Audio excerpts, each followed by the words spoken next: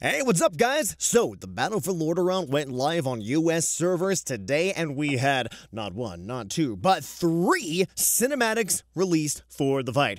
1 featuring Jaina, and then 2 for the Horde and for the Alliance. Now, if you want to check out my reactions to Jaina and the Alliance, they're going to be there. You can look at those.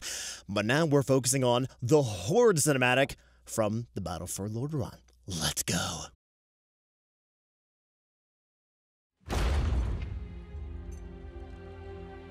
That's Bane. Oh, this is a totally different part of the fight. Oh, Bane, my boy. Oh. You abandoned Sourfang to die out there. Whoa, he mad. If that troubles you, you're free to join him. Whoa. Or you can tend to the living. The choice is yours. Whew. For the Horde. Oh.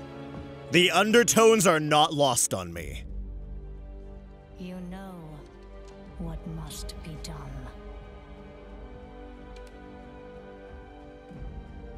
Oh, Nathanos.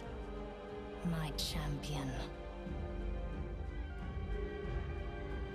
I love the way Black Collar looks. Why did he take her bow? Alright, here she goes. Now, I have seen the Alliance cinematic already, so I recognize some of this. Sits in the throne. Boom! In they come. Right, so this looks to be the same. At you. The boys playing soldier. Our king just routed your army. Muzzle your dog, your majesty. Sylvanas Windrunner, you have led the Horde to a place without honor. Lordaeron is ours. It's over. Your father would be so proud. Is that his? Again, I am loving the dialogue and the voice Only acting. one of us wanted this war. You call for peace when it suits you, little lion. I like the term Little Lion. Enough to kill. I should have killed you when last we met. How rude, sister.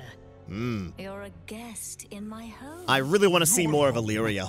You desecrate that throne with your filth. I love it. I love what they're doing with Gen. Put the torch to Teldrassil. But I failed those who burned. Jaina's face in the background. We're gonna get back to Make that. mistake again. Surrender. I missed die. that the first time. Hold that thought. I'm gonna get to that once we're done here. Oh.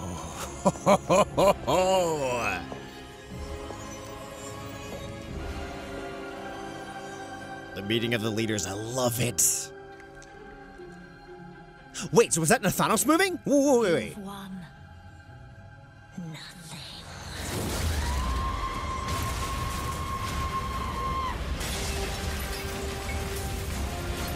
All right.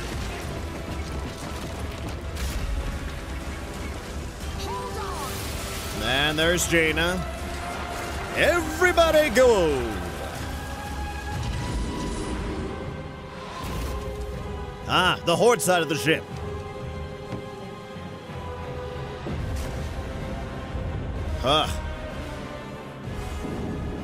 Jaina's ship. Oh, look at them.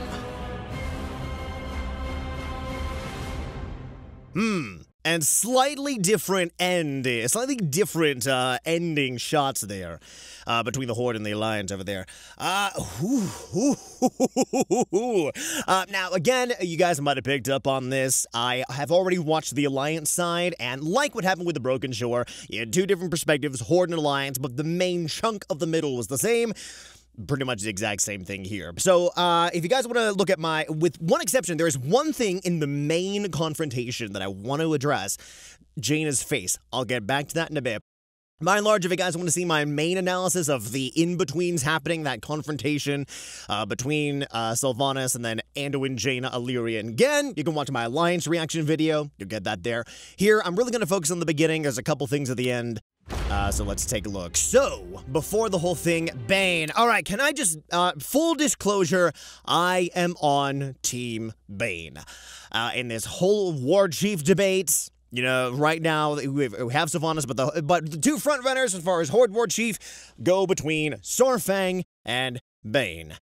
I am 100% on Team Bane. I have been Bane for War Chief. I've been on that side since probably Cataclysm, when it was clear that Garrosh was going to eventually be ousted.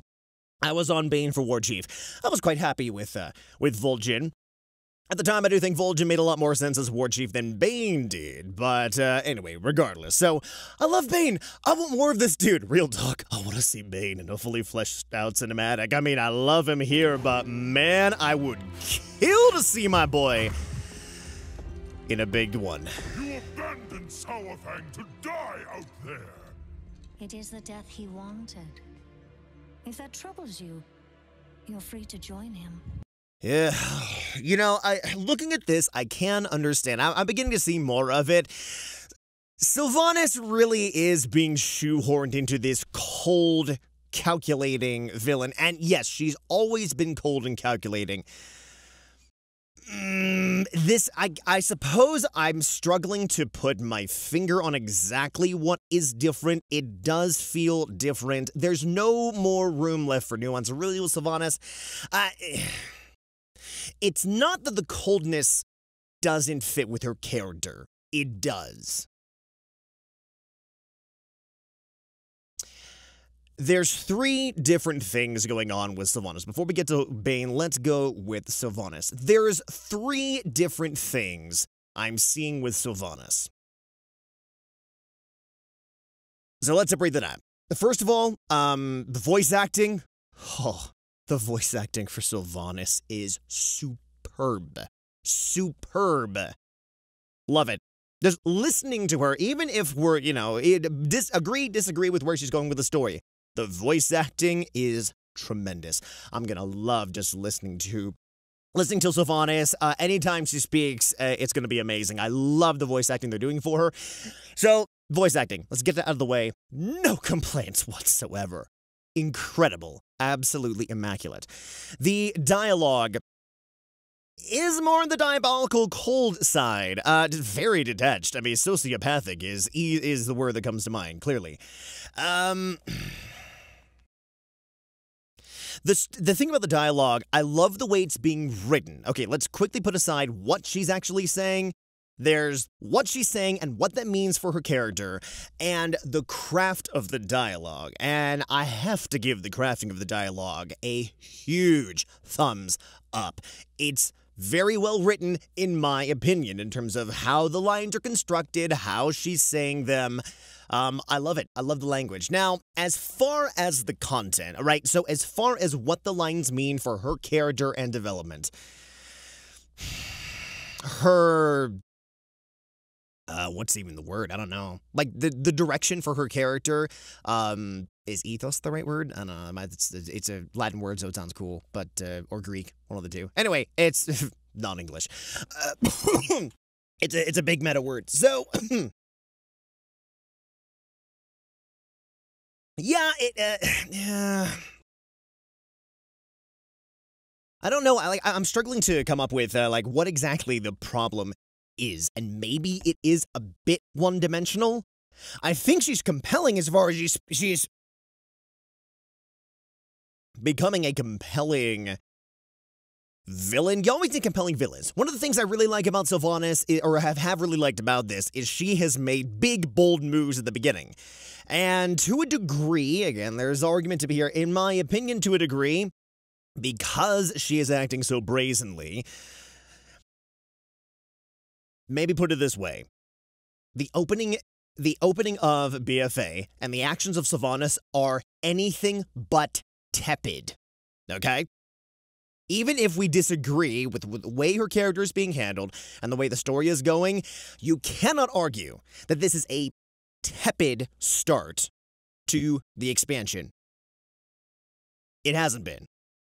And when you have a tepid villain, I don't care how good everything else is, the story is destroyed.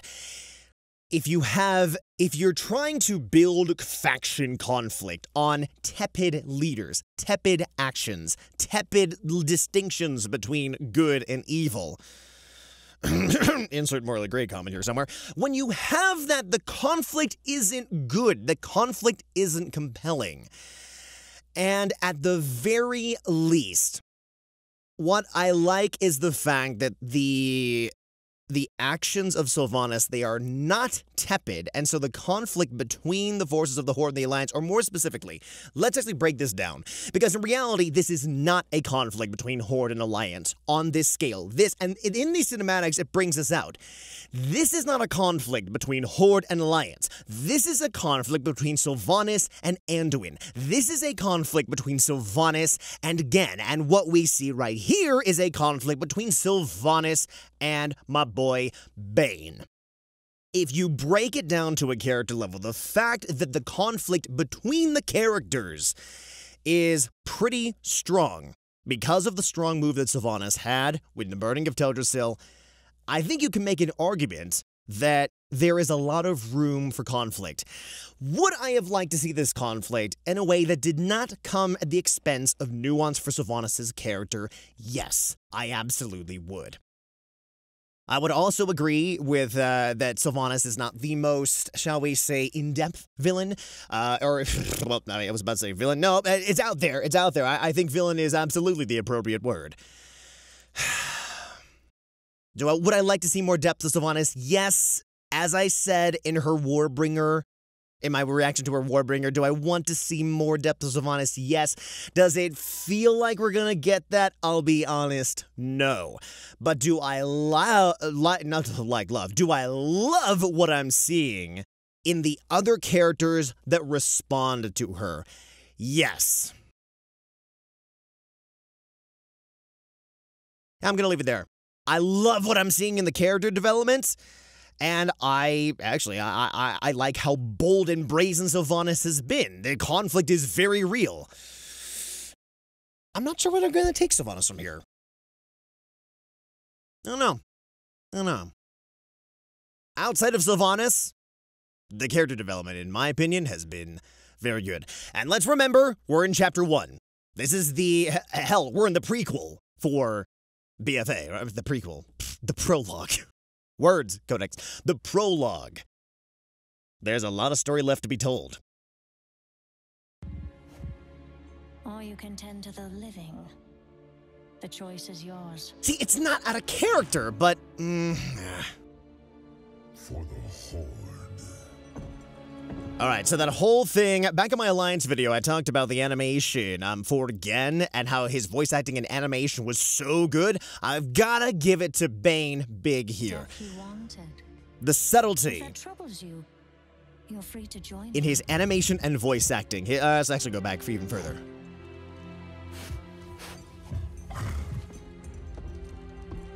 You abandoned Sourfang to die out there. His face, his eyes. If that troubles you, you're free to join him. And the shaking, the Or you can ears. tend to the living. Ooh. The choice is yours. And then he just goes down. All right, I'm also going to shout out one other thing that I think is absolutely impressive, and we're going to, well, I'll address it briefly here when we get to Gen. So there's the animation, there's the voice acting. I'm also going to throw the sound design to there. When we listen to Gen later, his sound effects, his growling, his snarling, it is very dog-like, and they really they sell you on the idea that Gen, like, if you just listen to it, right?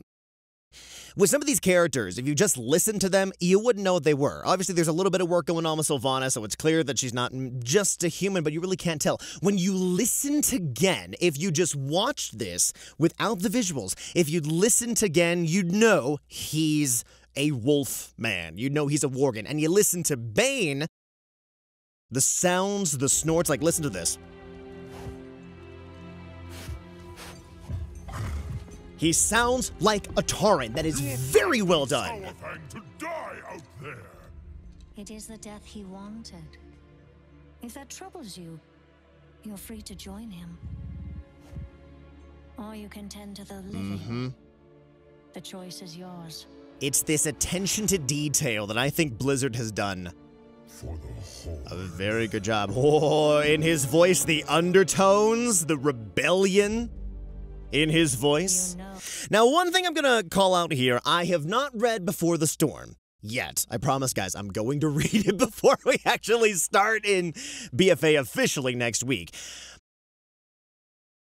Of the two of all the Horde leadership, people have been most concerned about Saurfang and Bane, specifically in the sense that Saurfang and Bane really are arguably the most honorable. You could make an argument for Lordaeron Theron. I really like Lordaeron Theron, actually, and I'm really hoping we see more of him. I really liked his questline and campaign on the Isle of Thunder in Pandaria, but all that said, we have no idea where Lordaeron is right now, in terms of where his character is. But Saurfang and Bane, people are like, why are Saurfang and Bane okay with what Sylvanas is doing? And we saw Saurfang's Old Soldier cinematic. Bless. We saw that it's abundantly clear. He is not on board. But Bane, we're like, what's happening with Bane? So here, Sylvanas beats him into submission. He goes and does it.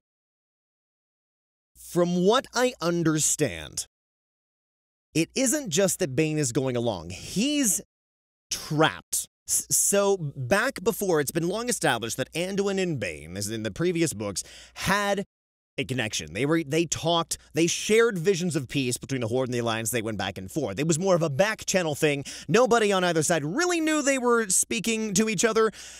People knew, I believe it was in Warbringers. I believe it was in War Crimes that it was revealed that Bane and Jaina had been communicating, but I am almost positive that it was not revealed that Bane and Anduin were speaking. Maybe, although if it was only in the context of the courtroom on Pandaria during the events of Christie Golden's War Crimes. I'd have to go back and look. But regardless, from what I understand in Before the Storm, spoiler alert, Sylvanas has blackmail on Bane. She knows that he's spoken with Anduin in the past, so a Horde leader has communications with who is now the High King of the Alliance, and my understanding is that she has threatened him into submission, that if he steps out of line, she will make it clear she will tell the rest of the Horde that, hey, your chieftain has been speaking with the High King of the Alliance behind our backs. So Bane's a bit trapped. I'm curious how they're going to develop that, and I'm going to have to read Before the Storm to know what's going on, but that is part of what's going on here. He can't move against Sylvanas, because if she does, she has ammo on him. She has ammunition that she can fire back with. So I think we're going to be seeing the political intrigue happening with Bane over BFA, but that's the explanation for why he's not moving against Sylvanas. He can't, she has blackmail on him. But he makes it abundantly clear that he is not on board. You know what must be done. Yeah, why did she give him the bow? Also, Thanos is fascinating me as a character. First of all, I love his animation. I love his eyes. I love how distinct. It occurred to me during the cinematic short how many different eyes we have. You have the orange eyes of Thanos. Where's Sylvanas here? You've got come on. The red eyes, thank you. I'm like, what color are Sylvanas' eyes? I can't remember. You got the red eyes of Sylvanas. You have the blue eyes of Illyria.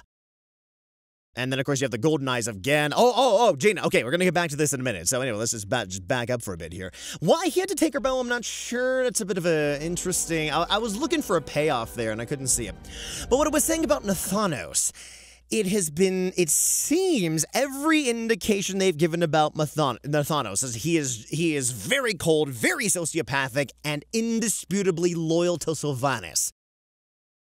He looks down at her bow, and maybe this is me, but I look at this face, what I see is uncertainty. And it's been interesting to me that throughout the development, in Sylvanas' Warbringer, she ordered, burn down the tree. And even Thanos needed to be told the order twice. her champion, her man in the field. He needed to be told twice to burn down the tree. He didn't believe it the first time. I wonder if we'll see development with him.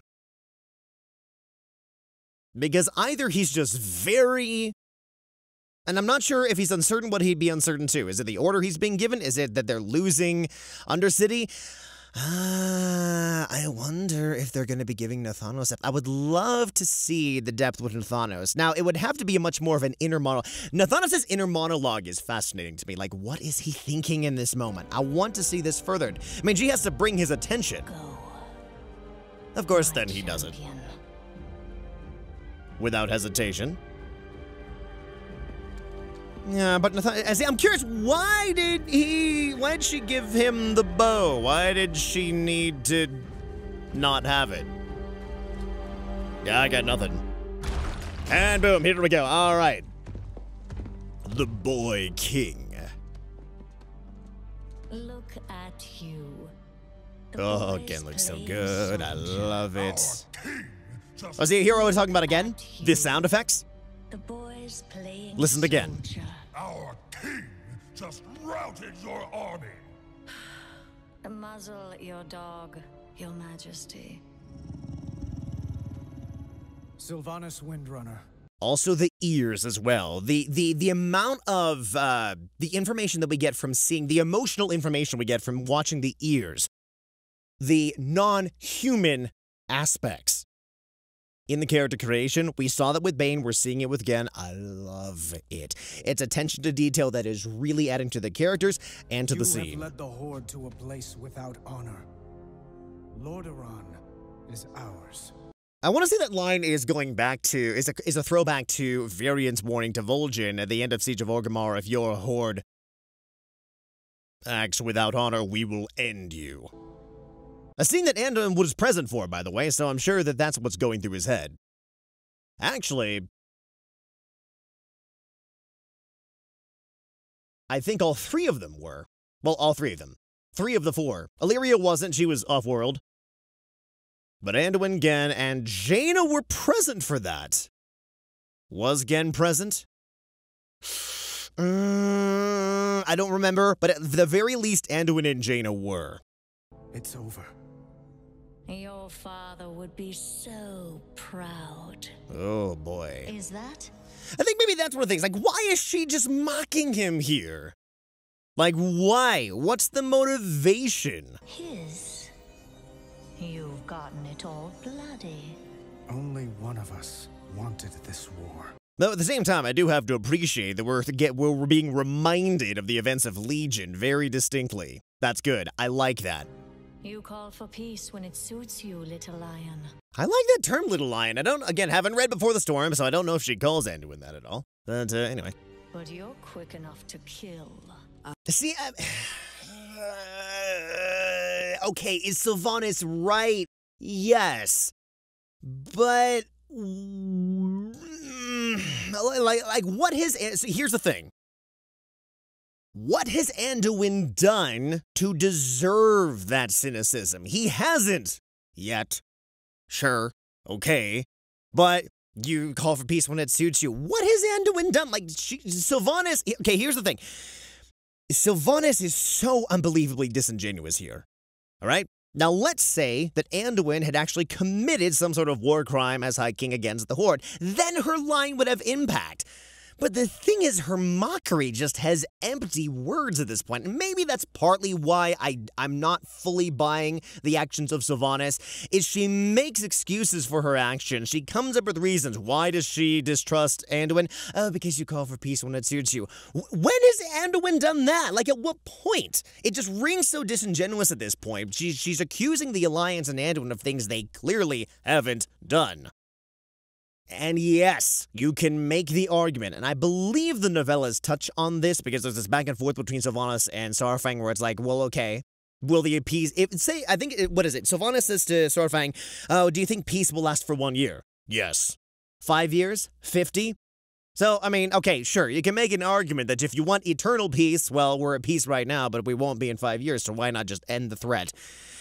There's some very twisted logic to that. Sure, but if you're going to be making an argument of time and saying, well, this could happen, you could do this, well, but they haven't yet. Just because someone could do it, but they haven't, that's not a good enough reason to call them your enemy. Someone could go off and kill you. Does that mean you should murder them preemptively? No. So I guess if anything, that's where I have to critique things. Sylvanas is, I mean, paranoia is pretty clear. But the thing is, if it is paranoia, we haven't really seen that yet. I'm just rambling. Killed you when last we met. Also note, I missed this up until this point. Notice how Sylvanas has the tear stains, as we know now, the scars under her eyes, while Illyria has the same markings, but instead of 2 underneath the eyes, she has 1 underneath and 1 on top of her left eye. Interesting, I hadn't put that together. Now I'm wondering what Verisa has. How rude, sister. You're a guest in my home. Your home? You desecrate that throne with your filth! Ugh. So this is what I'm talking about. Watch Jaina's face. So in this scene, Anduin is saying, you burned the tree. I failed the living. Watch Jaina's face. Put the torch to Teldrassil. But I failed those who burned. Notice the reflection? Now, it's not clear what she's thinking about. Enough! You put the torch to Teldrassil. But Thinking, doubt, shame? Because keep in mind, Jaina abandoned the Alliance during the events of Legion. She noped out because she didn't want Dalaran to be neutral. Say what you will about her motivations. Say what you will about her anger at the Horde after betraying the trust of the Kirin Tor and the Alliance in Mists of Pandaria. I personally think it was justified. I'm not really sure about her actions, but I think there was some personal justification there. Say what you will about that, she noped out of Legion and abandoned the Alliance to her fate. Could this be an instance where she is questioning, could I have done something different? I don't know, but it's this interesting attention to detail. Blizzard didn't have to do this, they did, and I love that because a big theme for Jaina during Battle for Azeroth is self-reflection, her doubts, inner conflict, and they're even showing it with your filth. Right here. I love it. you put the torch to Teldrassil. Reflection, thinking, what could she, imagine, what could Jaina have done if she was there? Who knows? I will not make that mistake again. Surrender. Or die.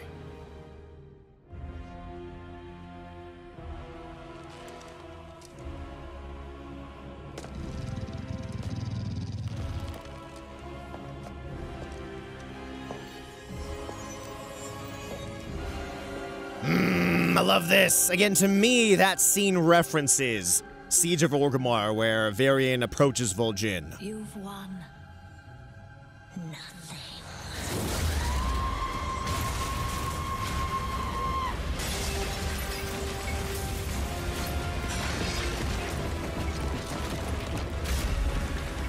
Convenient obstacle is convenient.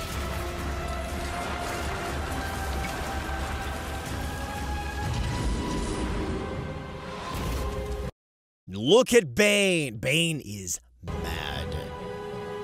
He's just seething. I love it.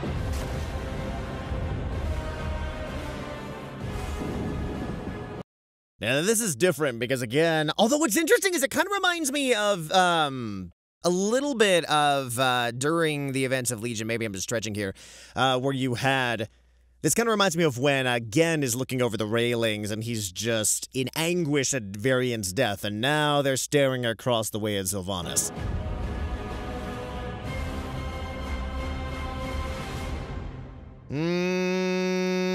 Look at this for a minute here.